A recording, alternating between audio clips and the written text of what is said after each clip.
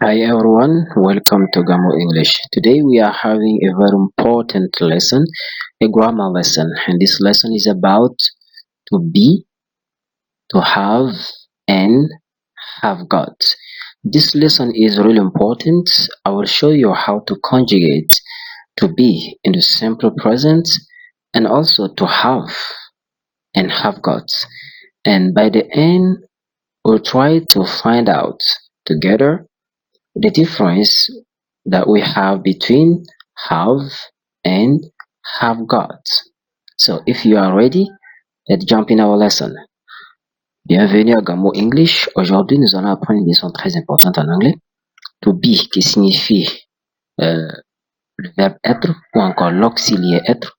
Nous avons aussi to have et aussi have got qui ont la même signification. Have et have got signifient tous deux l'auxiliaire avoir ou encore le verbe avoir.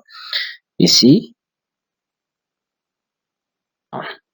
one, to be. To be, in the simple present, we have I am, I am, I am. I am a pupil. You are a pupil. He is a pupil. She is a pupil. It is a pupil. We are pupils. You are pupils. They are pupils. Now here, pupil is just an object here. If not, the verb here is am, are, is, are, and are. Ici, nous avons ici tout simplement le a pupil qui est notre complément. Sinon, notre verbe ici c'est am, are, is, are et puis are. Alors, cette partie n'est pas compliquée. Pour traduire to be au présent, on va tout simplement dire je suis. Je suis un élève. Tu es un élève.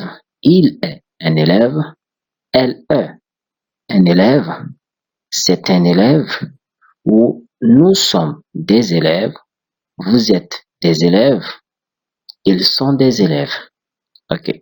Maintenant, ici, faites très attention. Le it, dans certains cas, peut signifier il ou elle, s'adressant à des animaux et des choses. Mais dans notre cas ici, on ne peut pas dire qu'un animal est un élève ou encore une chose est un élève. Donc ici, on peut tout simplement traduire par c'est un élève. C'est un élève, ok?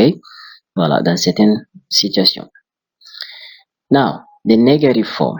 Si on prend la forme négative du to be, we have as structure subjects plus am or is or are plus not plus verb. La forme négative ici, nous avons sujet plus am ou encore is ou encore are plus not qui signifie ne pas en anglais plus le complément. I am not a pupil. Quand tu dis I am not a pupil, ça veut dire que je ne suis pas un élève. I am not a pupil. Je ne suis pas un élève. Donc, tu peux continuer avec les autres pronoms personnels comme you are not a pupil, he is not a pupil, she is not a pupil, it is not a pupil, jusqu'à la fin des pronoms personnels. Ici, nous avons la forme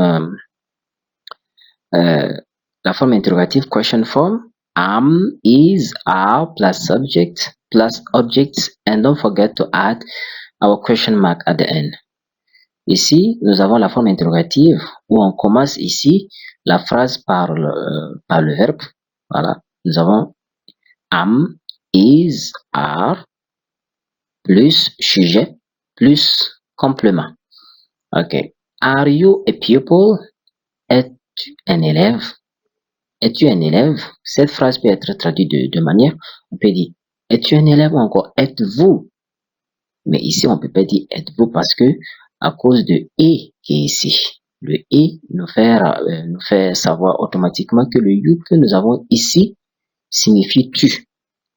Si le you signifiait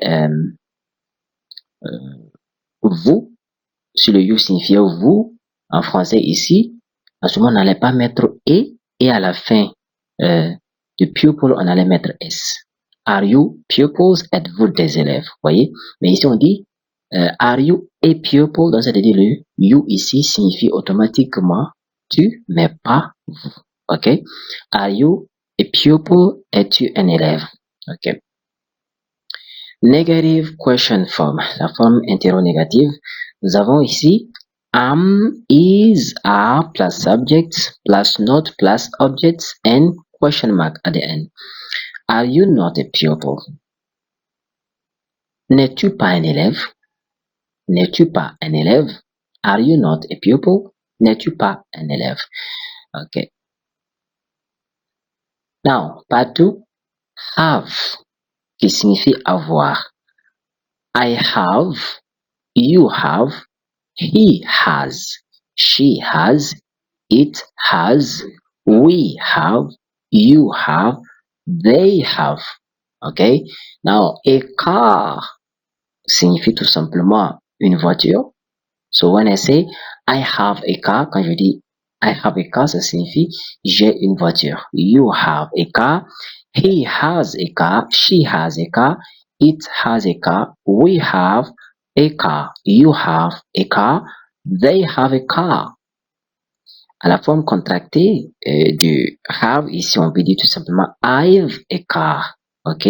Ensuite on met apostrophe V-E a car, I've a car. C'est-à-dire si vous voyez ça comme ça signifie I have. OK? I have. C'est la même chose.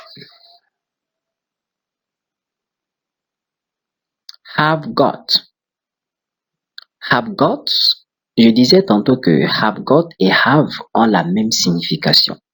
Maintenant, nous allons d'abord finir de conjuguer have got et ensuite nous allons voir la différence entre have et have got. Quand est-ce pouvons-nous utiliser have et quand est-ce pouvons-nous utiliser have got? Ici nous avons have got. I have got a car. You have got a car. He, she, it has got a car. We have got a car. You have got a car. They have got a car. OK? Donc, ça signifie de la même manière que l'autre qui est passé have tout simplement. I have got a car égale aussi I have a car. Voilà. I have got a car, j'ai une voiture. I have a car, j'ai une voiture. Les deux signifient de la même manière. Les deux signifient la même chose en français. On les traduit de la même manière. Maintenant, nous allons voir les différences que nous avons entre ces deux. Difference between have and have got. Negative form, la forme négative ici. Quand on prend le have tout simplement, when we take have, in the negative form, we just add do not. We use do not, do as a helping verb, and then we add not. No, so the structure is subject plus don't or doesn't as have. Here I can say I don't have a car. I don't have a car.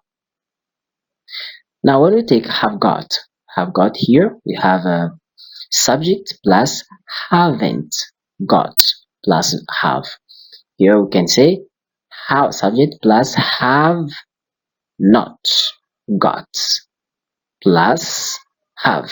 The haven't is the contracted form of have not. Okay. So here we can say I haven't got a car. As example, I haven't got a car. Okay. Now question form. When we take the question form, we also have some difference between have and have got. When we take have, we have do or does plus subject plus have plus object.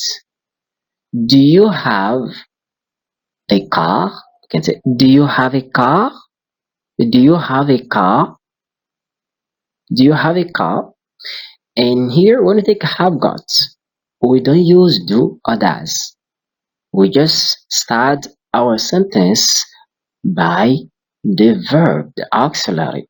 Here we have plus subject plus got plus object. You can say, have you got a car? Have you got a car? You see. Another difference we can make, have is most used in American English, and have got British English. Okay. Thank you for watching. Merci d'avoir suivi cette leçon. S'il y a des choses que vous n'avez pas compris, laissez-moi savoir dans les commentaires. If there is something here you didn't understand, just let me know in the comment below. And I will try to make sure that you understand everything by breaking down everything easily for you. Okay, goodbye and take care.